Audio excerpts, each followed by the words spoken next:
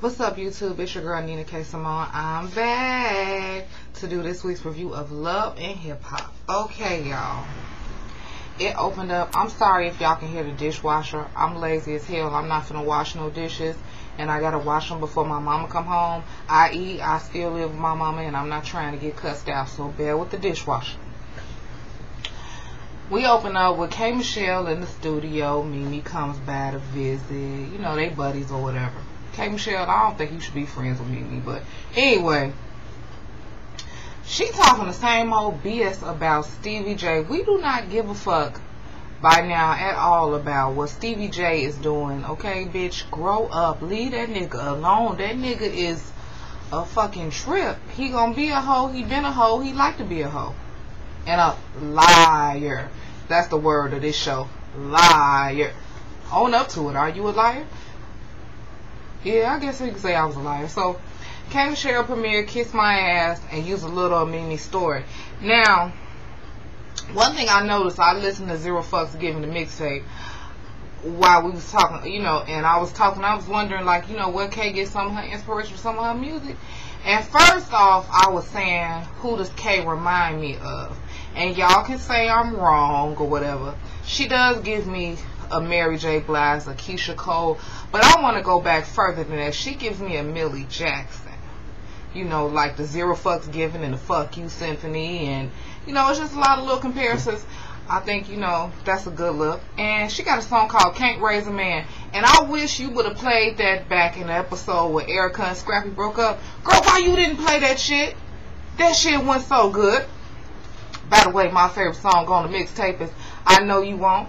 And some people like, I made a comment that it gives me a little Whitney Houston. Yes, the fuck it does. All them runs and high and low notes she was hitting, that gave me Whitney. And you hating ass bitches could kill yourself, because I'm going to keep saying it. It gave me Whitney.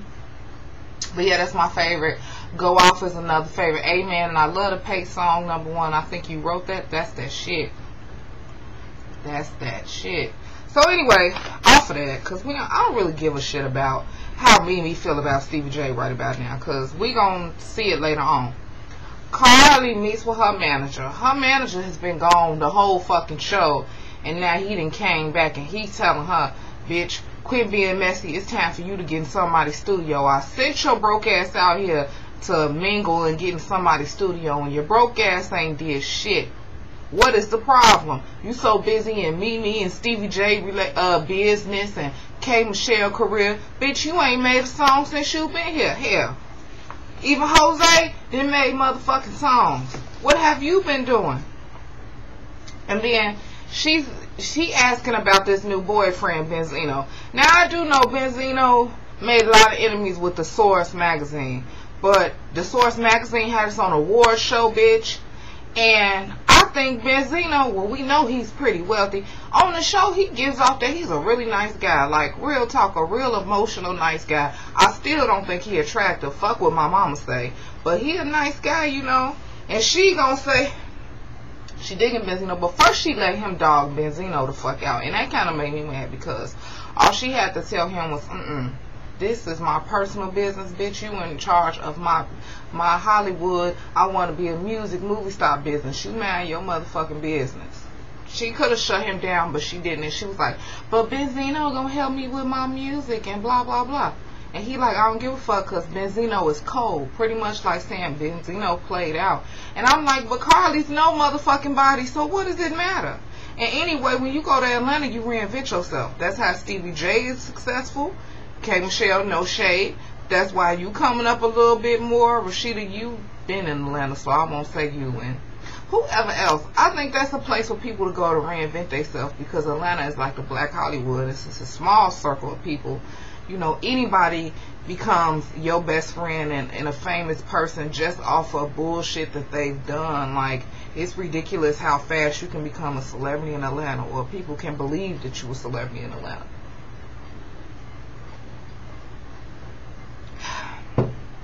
So I didn't like what her manager said. He just kind of pissed me off. So Jocelyn is in the studio speaking in tongues, and it sounds like Once Upon a Time in Mexico. And I was like, bitch, I don't know what you saying. Taco, burrito, underline, me, I'm O.S. Hasleen. Bitch, I don't know what you was saying, but it didn't sound that bad. I'm going to stop coming in on your music because it seemed like you improving this much. Not a lot, just this much. You improving. Stevie J is pissed at Jose because she just decided she going to go in the studio without his permission and work on the track. She like Stevie J ain't gonna keep fucking telling me when I'm gonna do something and where I'm gonna do something. And he's pretty much like, what did he say? He like, I could shut you down if I want to. And she like, so? Bitch, do it. And anyway, why don't we just cancel the contract? He like, no, because I think you're gonna be a superstar. Superhero. Dun dun dun dun.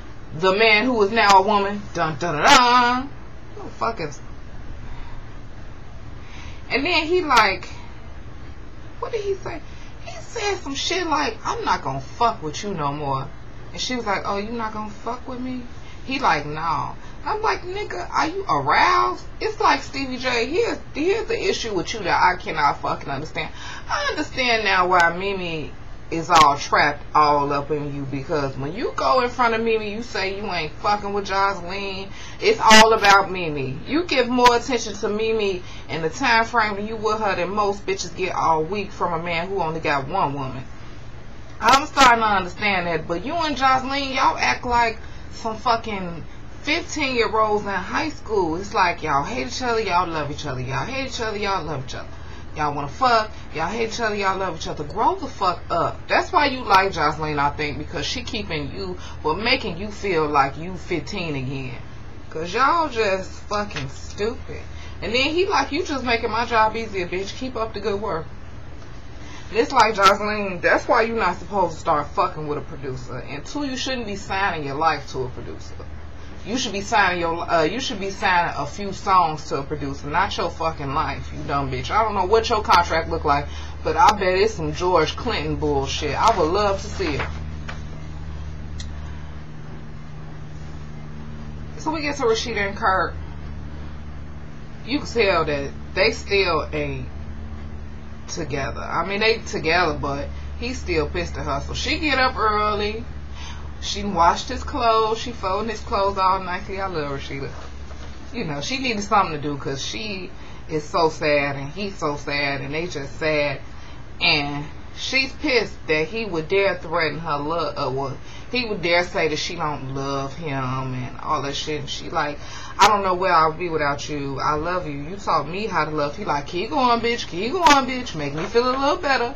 I think they gonna be fine. I mean, fact of the matter is, you know, you like her Waka Flocka's mama, what she gonna say next week about you being underground. I don't like how she was saying you underground and you dirty, you want to rise for some air. Don't say that's like just, I don't like the way that bitch talk. But anyway, you are underground and I do see you being up, and maybe D-Lo is just not the place for you. But Kurt, don't be mad that she's still coming to your house. But what made me mad is this motherfucker got the nerve to say that Rashida didn't change. And he want the girl that used to like going to the Waffle House and having fun and all that shit. And he want another baby. And because she want to be a rapper, she won't have his baby, another baby. And I'm like, Kurt, don't you got 4 other kids? It's a probably either, I mean, I'm going to say this. I'm an only child. And I love being an only child. I still do. I got everything I wanted. My parents wasn't rich, but I felt like I was. Because I always had shit I wanted. I always had shit I needed. And I always got stuff I wanted. Whether I got it right away or I had to wait a month, I still got it. I feel like shit, being an only child is great. But he ain't an only child shit. He got 4 or 5 other siblings. I mean, she probably right to tell you she don't want no more damn kids. She trying to save your pockets. Dude, you really serious about having another fucking baby? How old is he anyway? How old is Rashida? Let me look that up. I want to know. Cartwright, Benzino makes breakfast in bed. I'm drinking Coca-Cola, by the way, y'all. Benzino get Carly breakfast in bed. That is so cute. I had a boyfriend who did that for me once. I'm gonna leave him nameless, but he know who he is. Benzino gives her breakfast, gives her a key to the crib, and you know, I was thinking like, Benzino, really? Do you fall for bitches that easy? I mean, no shade, because I like you, Benzino, but you the type of dude that bitches run over, and then when you come across a chick that's really about something, you no longer, like, you so hardcore, you not gonna fuck with that chick, right? But you mess with these little scandalous bitches like her, because all she trying to do is scheme and get up on you and get some connections. She ain't trying to be with you. And then she snitches and tells what her manager said. And at first it was like Carly was gonna not take the key. I'm like, so bitch, are you gonna take the key? Are you gonna stay with Benzino, or are you going to listen to your manager? She was kind of like, it was going too slow in suspense. I'm like, this soap opera got to speed up. Shit, I gotta watch Bad Girls Club and try to watch The Closer. Y'all gotta speed this shit up, shit. So Benzino, like, you shouldn't be worried about what fucking people think about me. What do you think about me? And talking about I'm fucking cold. You not hot yourself. I start cracking up laughing. I swear when the truth come out, it be like, hey man, the truth just came out. He was like, you ain't hot your damn self, bitch. I'm making you more relevant than your manager right motherfucking now. But anyway, Benzino was like he was finna cry. I could have sworn I seen a tear. I know he got all them tattoos on his face, but I could have sworn I seen some water dripping down. You know, it kind of made me feel bad. Just, first of all, Carly, you should have kept that little comment to yourself. You shouldn't have said shit. Okay, now, this is when my notes get funny. I write back and forth, right? And it's labeled on the first page so that I know where I am. Oh, okay, I'm right here. Mimi and Erica go to a showcase. K. Michelle performs Bury My Heart. And Stevie J and Benzino perform. Stevie J can sing. He's not the greatest singer. I mean, he was giving me Tank from 10 years ago when Tank was wearing the white tee and, you know, and the bandana across his head and the Tim boots. That's really what Stevie J was giving me. I know how we always say Stevie J is stuck in the early 2000s. That nigga really is, but you know, his song was okay, but it's like, how you gonna say that song is to Mimi and you the reason that y'all fussing and fighting? So Mimi was like, bitch, your song ain't shit, pretty much. And when Stevie J and Benzino didn't even perform, but anyway, he was just on stage. When he was leaving off, it's a dude on stage talking about Mimi. Stevie J love you, he miss you, he wanna come home with you, he love you, he's sorry. Like, shut your ass up. How much Stevie J pay you to say all that stupid shit? So, let me stop for a second, because I really do want to say this, and the name of the show is called Love and Hip Hop, right? But yet, our R&B singers are making the most of their opportunity. Well, okay, K. Michelle is making the most of her opportunity indefinitely. That's why she came on the show. She know what the fuck she gotta do. And every now and then she gotta throw a fork, knife, spoon at a bitch. You know what I'm saying? But she's doing her business. Rashida did Marry Me. Okay, Rashida, next week I'm gonna need for another single to come out. Stevie J is playing around with Jocelyn. They did make a song in the beginning, and they making a song, and she just made a second song. He's singing his song Fussing and Fighting. It sounds like it should have came out in 2001. It might have been a hit on the R&B charts or the adult contemporary charts. Okay. Shit, that's it. Lil Scrappy got a song that's on there, but we ain't seen this nigga working. Cardi Red ain't did shit. Is that all ours? Yeah, I just feel like, I don't know, I just thought the name of the show was Love Hip Hop. I've yet to hear Scrappy in the studio, you know, doing anything, guys. I know Carly Red ain't gonna be in nobody's studio, because bitch is notalent.com. Tamar, notalent.com ass. Speaking of Tamar, all that powdered ass makeup bitch you wearing got to go. I know that's a whole nother show, but I just gotta bring that up because I saw a picture of Tamar, and Tamar's already light-skinned, bitch. Why is you putting powdered makeup on your goddamn face? You look like somebody you finna go to a funeral, and the funeral is for you. I'm sorry, I just had to say that. And what the hell you suing K. Michelle for? It's funny how you can read your sisters and everybody else in the world and say that that's not hot and this and that, but you talking shit about K. Michelle just because of what she said about Memphis. You don't know shit about that, if it's true or not true. And if it isn't, I mean, I look at it like, if somebody make an accusation like that to somebody I really don't know that well, I'm gonna mind my fucking business. And if I do feel like it's not true, I'm still not gonna say nothing on Twitter, because it has nothing to do with me. It's like, bitch, don't put yourself... It seems like to me, since the Braxtons is off, Tamar been trying to find ways to stay relevant. When you're only relevant because you're entertaining on the Braxtons. You need to go back to some damn voice lessons. Because, you know, I looked you up, Tamar, and you can sing. I mean, you could sing, you know, in that song you had with the fur hat on. You could sing in that, but your love overboard, bitch, was whack. When they was doing the, you and your sisters was singing some gospel song and you was singing all off key, and bitch, why every time you sing you be like rocking your motherfucking head and your eyes get big as hell? What the hell is wrong with you? Anyway, off Tamar. Stevie J and Mimi go talk, and Stevie J, well, Mimi want to know pretty much, why do you have to cheat on me? Why can't you just be with me? And he like, I don't know, but I want to be with you. I'll do anything to be with you, you know. She's still cussing at him. He like, can you calm down? Because see, to me, Stevie J look like he could take somebody screaming and hollering at him until a certain amount of time, and one of these days Mimi gonna have her finger in his face and he gonna smack the hell out of her. I just see that in their future. I don't know. But she crying and he crying, and he'll do anything to fix it because he love you. So she like, I'll see you at the therapist.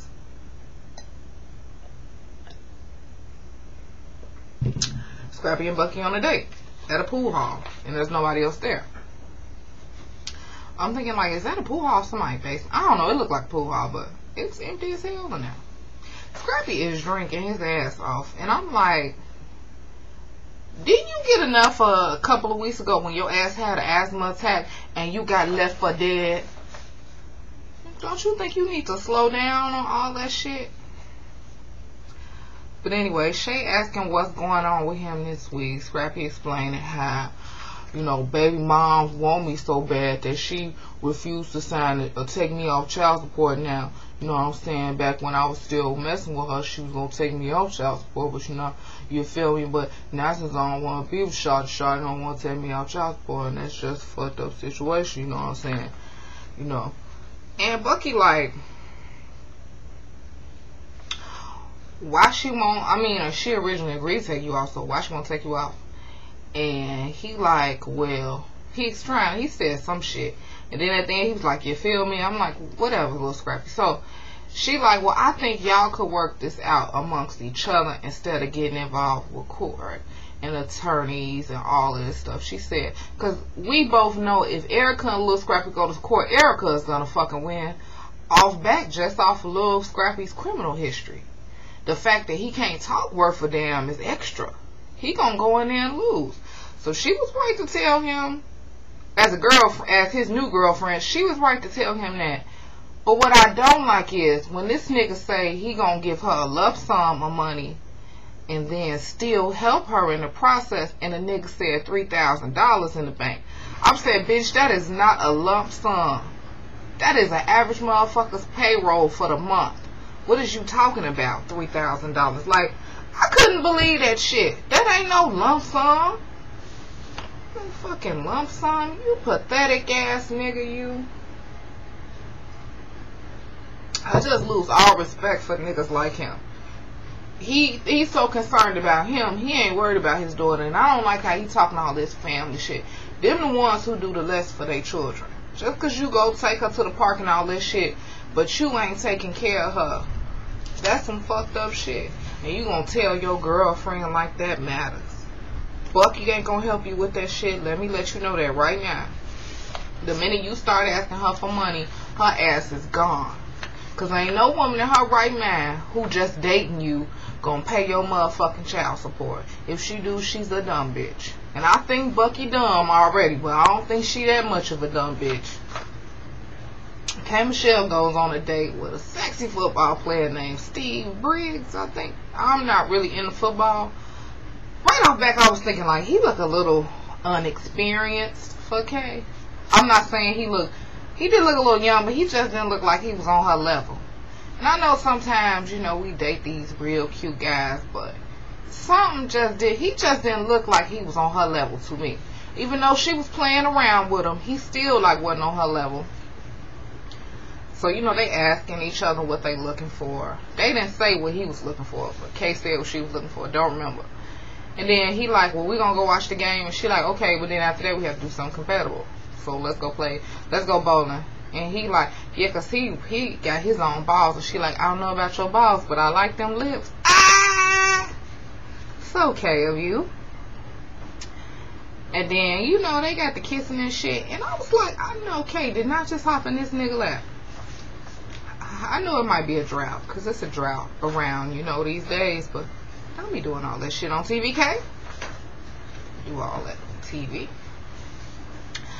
Now, since Benzino's so cold, you know, and he ain't shit and he don't know nobody and he can't help Carly, he goes and hooks up with a meeting with Vincent Herbert.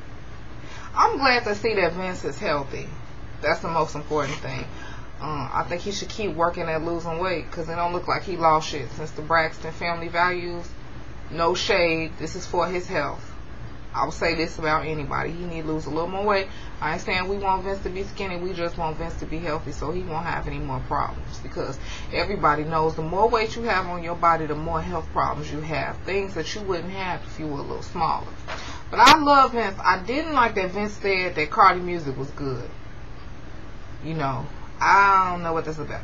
But then again, you know, a lot of people dislike Lady Gaga's music in the very beginning. So maybe Vincent could be on to something. I don't know. But it's funny how he's already saying he want to work with Carly, but he sure the fuck can't work with Tamar. Just saying. There was another one thrown at you, Tamar. And he was saying how there's nobody that sounds like that, which is true. There's nobody with that Trinidadian sound other than Nicki Minaj. And Nicki Minaj is, you know, she do Trinidadian this song, the next song is this, the next song is that, a whole bunch of stuff in one. So this could be interesting, but I don't think Carly Rae has no talent. Or it might just be that she can't write her own songs. Because I think she just freestyled that shit. She just might not be a songwriter for herself. And that's about it for that. K. Michelle is best friends with one of her ex-boyfriends. His name is Robert. She's talking to Robert. This is something I do with my best male friend. We talk about the guys in my life and we talk about the girls in here. So I thought that was fun. So she pretty much like, she didn't really like Steve. And she hasn't really liked the last couple of guys that she's been on dates with or whatever. And he pretty much like, well, it's really about like, what do you want? Do you know what you want? And you pick the wrong men that can't give you exactly what you want. Pretty much that's what he said. And I was thinking in my head, see, this is my problem with dating. I don't like a certain type of guy. That's a light-skinned guy. I'm just gonna come out there and say it. So I'm thinking, maybe I should try the dark-skinned guys. So for Kay, I'm saying, I noticed that you like them dark-skinned men. Maybe you should try the light-skinned guys and see if that fix your problem. And with that, I believe oh no, I'm not. Me and Stevie at the therapist. This is one thing I want to say first about therapy. I do believe that some people need therapy. You know, if you're crazy, you have, you know, crazy. You have a control problem. You know, you're a drug addict. Things of that nature. You a motherfucking mass murderer. Them the type of people that therapists need to see. Mimi and Stevie J. I mean, I know that deep down in Mimi's heart, she's doing this because she want to know. She want to try to get somebody else to analyze Stevie. And Stevie doing this because he want to get back with Mimi. And to me, it's like Mimi calls Stevie a liar. The therapist don't even ask what Stevie don't like about Mimi. That's the first thing. Now, I know Stevie J is a lying, cheating ass son of a bitch, but you can't just throw everything on him, because in therapy, I believe everything's supposed to be neutral. You're supposed to be a neutral party, not an attacking party, because you called him a liar, made him call himself a liar, which he is a liar, but in the end he did it, and then you go to Mimi and you say, well, Mimi, why do you let him do this? And she explained how her mother became a Scientologist or joined Scientology, whatever. And when she was 13, they made her sign this contract saying that she would work for them and she wouldn't sign it. So she pretty much, her mother left her and her other children. Her father's never been in the picture. And she wants to be loved, pretty much what he was trying to say. And as far as Stevie J is concerned, he said that he's never met his mother. His father's been raising him and his brothers since he was 8 months old. And then he was like, do you ever want to know about where your mother is? And he said no, which we know that's a lie. Of course he did, but I don't think that plays into why Stevie J is fucking around. Stevie J is one of them guys who take a little of something from each woman. He likes something about Mimi, and he likes something about Jocelyn, and he likes something about the other bitch. And Mimi got the nerve to act like she don't know that it's other women. Now, you done known Stevie J 15 years. Now, when he was your friend and he was fucking all this women, what did you think about him? Because it's not going to change that much now that you messing with him. He's still going to be the same nigga he was. He got to change. You can't make him change. Like you saying you in his corner. It ain't about you being in his corner. It's about Stevie J being in Stevie J's corner. When Stevie ready to change, whether that's with you, Jocelyn, some chick he rumored to have gotten pregnant, I think her name is Tammy or something, whoever, it's up to him to change. Y'all can't make him change. Y'all gonna be waiting. Mimi, you gonna be old and gray still waiting on this nigga. Let him go. And I just thinking about the Scientology thing, I was like, I didn't know black folks was in the Scientology. That weird to y'all? Y'all think Tom Cruise gonna win the divorce? Or Katie Holmes? You know, I don't know nothing about Scientology, but when they was talking about that, I just thought about how they was saying Katie Holmes didn't want her daughter to go on some Scientology boat trip or cruise, whatever y'all want to call it. I don't know, that's wild. But anyway, once again, I am Nina K. Simone. Y'all can find me on Twitter at NinaKaisimone. And I think that's it for this. Y'all stay tuned. Bad Girls Club coming up next. Peace.